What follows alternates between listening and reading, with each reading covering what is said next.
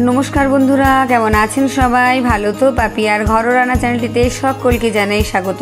চলে এসেছি আবারও একটা দুর্দান্ত স্বাদের রেসিপি নিয়ে। আপনারা অনেকেই অনেকভাবে কচুর শাক রান্না করে খান, তবে বাঙাল বাড়ির এই কচুর শাকের রেসিপিটা অবশ্যই একবার বাড়িতে বানিয়ে খাবেন। এতটাই টেস্টি হয় যেটা গরম ভাতের সাথে ভীষণ ভালো লাগে। আর সাথে থাকছে কিছু টিপস যেটা ফলো করলে আপনারা জল থেকেও কচুর শাক তুলে খেতে পারবেন, একটুও গলা ধরবে না। আমার মতন এইভাবে যদি একবার কচুর শাক বানান তাহলে আমি গ্যারেন্টি দিচ্ছি একদম গলা ধরবে না বা গলা চুলকাবে না। আমি এখানে 2.5 কেজি মাপের কচুর শাক নিয়ে নিয়েছি।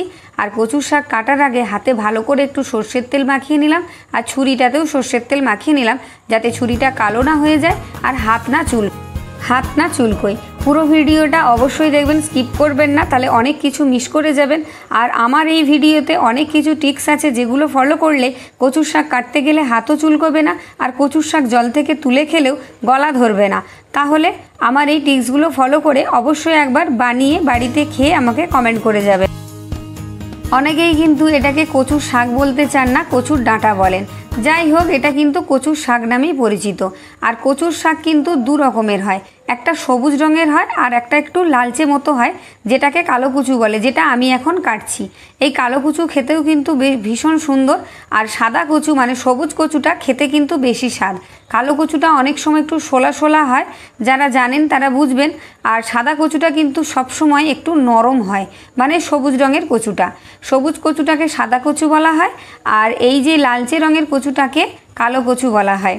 এই কালো কচুটা একটু মোটা হয় আর সাদা কচুটা একটু মানে সরু টাইপের হয়, বা অনেক সময় অনেক কচু মোটাও হয়। যেগুলো একটু বড় বড় আছে সেগুলোকে আমি 2 টুকরো করে কেটে দিচ্ছি, এটা সেদ্ধ করার সুবিধার জন্য। আর এই যে কচু কেটে রাখা হয়েছিল তারপর একদিকটা একটু কালো কালো হয়ে গেছিলো, সেটা আমি কেটে ফেলে দিলাম। দেখুন, বেশি বড় বড় যেগুলো আছে সেগুলোকে আমি 2 টুকরো করে কেটে নিয়েছি। এবার কচুর শাকটাকে আমি খুব ভালো করে ধুয়ে পরিষ্কার করে নেব। প্রথমে আমি একবার কচুর শাক কেটে নিয়েছিলাম, আবারও একবার কাটার পর ধুয়ে নিয়েছি। দেখুন, আর ঠিক এই রকম ছোট ছোট টুকরো করে কেটে নিয়েছি। আর কচু শাক কাটার পর হাত যদি কালো হয়ে যায় তাহলে আপনারা হাতে একটু লেবুর রস মেখে নেবেন, তাহলে হাতটা আর কালো থাকবে না। আর এখানে আমি 50 গ্রাম মতো ছোলা ভিজিয়ে রেখেছিলাম। দেখুন, সারা রাত্রির ভিজিয়ে রেখেছিলাম, ভিজে গেছে। এবার কচুর শাকগুলোকে আমি সেদ্ধ করে নেব। তার জন্য আমি উনুনে একটা হাঁড়ি বসিয়ে নিয়েছি আর একদম অল্প জল দিয়েছি, 1/2 গ্লাস মতো জল দিয়েছি। জল না দিলেও হয়, সামান্য একটু জল দিয়েছি কারণ তলায় যাতে ধরে না যায়। কচুর শাকগুলো গরম জলের মধ্যে দিয়ে দিয়েছি। এবার অল্প পরিমাণ আমি নুন দিয়ে দেব। নুন দিয়ে এটাকে ভালো করে নাড়াচাড়া করে নেব। যেহেতু কচুর শাক সেদ্ধ করতে গেলে একটু সময় লাগে, তাই অনেকটা গ্যাস পুড়ে যেতে পারে, তাই আমি উনুনে বসিয়েছি। আপনারা চাইলে গ্যাসেও করে নিতে পারেন। এখানে অনেকটাই কচুর শাক আছে, প্রায় 2.5 কেজি মতন। এটাকে ভালো করে একটু নাড়াচাড়া দিয়ে ঢাকা দিয়ে মিনিট 3-4 মতো রেখে দেব কচুর শাকটা সেদ্ধ হওয়ার জন্য। বেশি করে যদি জাল দিয়ে দিই তাহলে খুব তাড়াতাড়ি সেদ্ধ হয়ে যাবে। দেখুন, এখানে আমি ঢাকা দিয়ে দিলাম। মিনিট 3-4 পর আমি ফিরে এসেছি। ঢাকা দিয়ে রেখে দিয়েছিলাম, ঢাকাটা খুলতেই দেখুন সেদ্ধ হয়ে কিন্তু কচুর শাকগুলো একদম কমে গেছে। আর কত জল বেরিয়েছে দেখুন, অনেকটাই জল বেরিয়ে গেছে। এই জন্যই কচুর শাকে বেশি জল দিয়ে সেদ্ধ করতে নেই, সামান্য একটু জল দিয়ে ঢাকা দিয়ে দিলে এটা সেদ্ধ হয়ে যায়। এটা সেদ্ধ হয়ে গেছে। এবার আমি একটা চুবড়ির মধ্যে ঢেলে দিয়েছি। দেখুন, প্রচণ্ড গরম।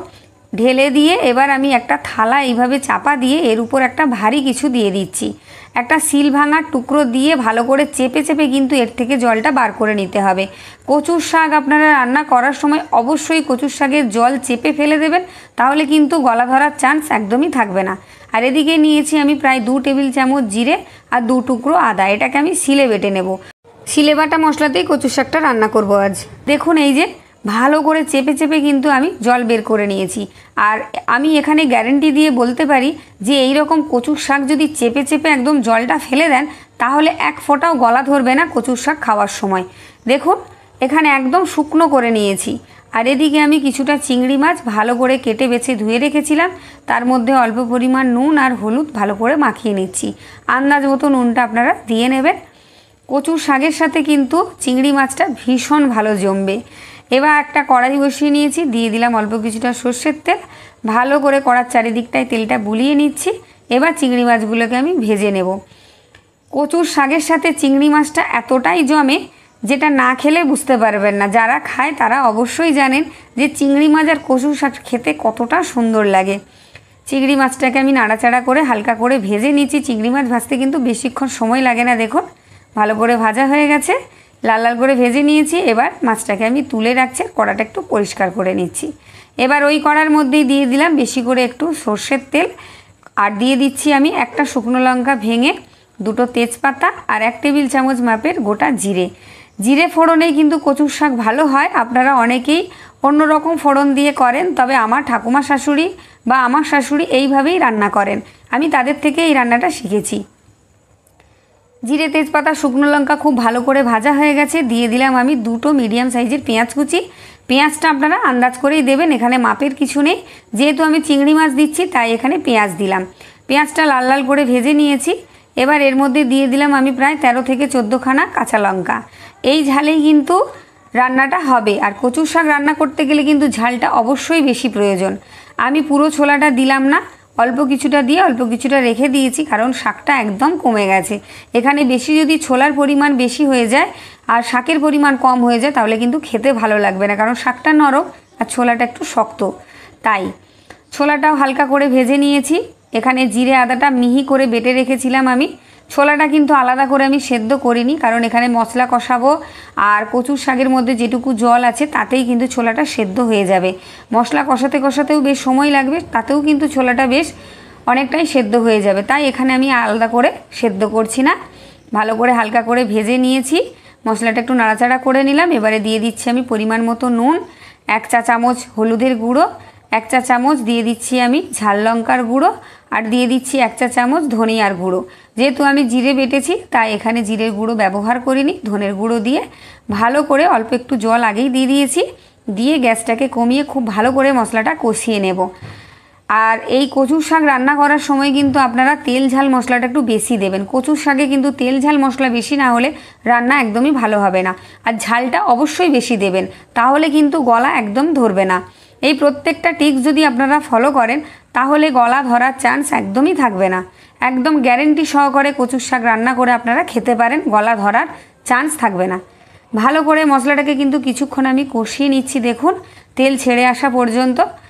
আর গুঁড়ো লঙ্কা কাঁচা লঙ্কা আমি 2 রকম দিয়েছি, আপনারা চাইলে শুধুমাত্র কাঁচা লঙ্কাতেও রান্নাটা করতে পারেন, তবে কাঁচা লঙ্কা মাস্ট দিতেই হবে।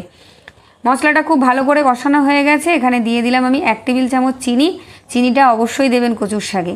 মশলা সুন্দর করে কষানো হয়ে গেছে, তেলও ছেড়ে গেছে। এবারে দিয়ে দিলাম আমি জল ঝরিয়ে রাখা কচুর শাকগুলো। দেখুন একটুও কিন্তু জল নেই, হালকা হাতে শুধু আমি নাড়াচাড়া করে রান্নাটা করে নেব, ভালো করে কষিয়ে। গ্যাসটাকে রেখেছি একদম লোতে। এইভাবে জল শুকনো করে নিলে কিন্তু গ্যাস বেশি খরচ হবে না আর খুব তাড়াতাড়ি রান্না হয়ে যাবে। হাতে মাত্র যদি 5 মিনিট থাকে তাতেই কিন্তু রান্নাটা খুব তাড়াতাড়ি হয়ে যাবে। মশলার সাথে কচুর শাকটা বেশ কিছুক্ষণ কষিয়ে নেওয়ার পর আমি চিংড়ি মাছগুলো দিয়ে দিলাম। চিংড়ি মাছ দিয়ে আবারও কিছুক্ষণ ভালো করে কষিয়ে নেব। ভিডিওটা যদি ভালো লাগে অবশ্যই একটা লাইক, কমেন্ট, শেয়ার, সাবস্ক্রাইব। তার সাথে এখন নতুন একটা অপশান এসছে হাইপ অপশানটায় ক্লিক করে কিন্তু পয়েন্টটা আপনারা দিয়ে নেবেন যদি ভিডিও ভালো লাগে। আর ফেসবুক থেকে দেখলে পেজটি ফলো, লাইক আর শেয়ার দিয়ে রাখবেন, এটা প্রতিদিনই বলি। ভালো করে কচুর শাকটা কিন্তু আমি কষিয়ে নিয়েছি। দেখুন এই পর্যায়ে কিন্তু আপনারা নুন মিষ্টিটা অবশ্যই চেক করে নেবেন। আমি যেহেতু কচুর শাকটা নুন দিয়ে সেদ্ধ করেছিলাম তাই মশলার সাথে অল্প নুন দিয়ে কষিয়েছি। আপনারা নুন মিষ্টিটা চেক করে নেবেন, কচুর শাকে কিন্তু বেশি নুন যায় না। খুব ভালো করে কিন্তু রান্নাটা করে জল শুকনো করে আমি তুলে দিয়েছি। দেখুন একদম শুকনো শুকনো করে নামাতে হবে, আর ঝালটা কিন্তু অবশ্যই বেশি দেবেন। কচুর শাক কিন্তু অনেকে রুটির সাথেও ভালো খায়, তাই গরম গরম ভাত বা রুটির সাথে এই কচুর শাকটা কিন্তু ভীষণ ভালো লাগবে। আর বাঙাল বাড়ির এই কচুর শাক আর চিংড়ি মাছের রেসিপিটা অবশ্যই একবার বানিয়ে খেয়ে কমেন্ট করে জানিয়ে যাবেন কেমন হয়েছে। তাহলে দেখা হচ্ছে আবার একটা অন্য রেসিপি নিয়ে। ততক্ষণের জন্য টাটা, সবাই ভালো থাকবেন, সুস্থ থাকবেন, ধন্যবাদ।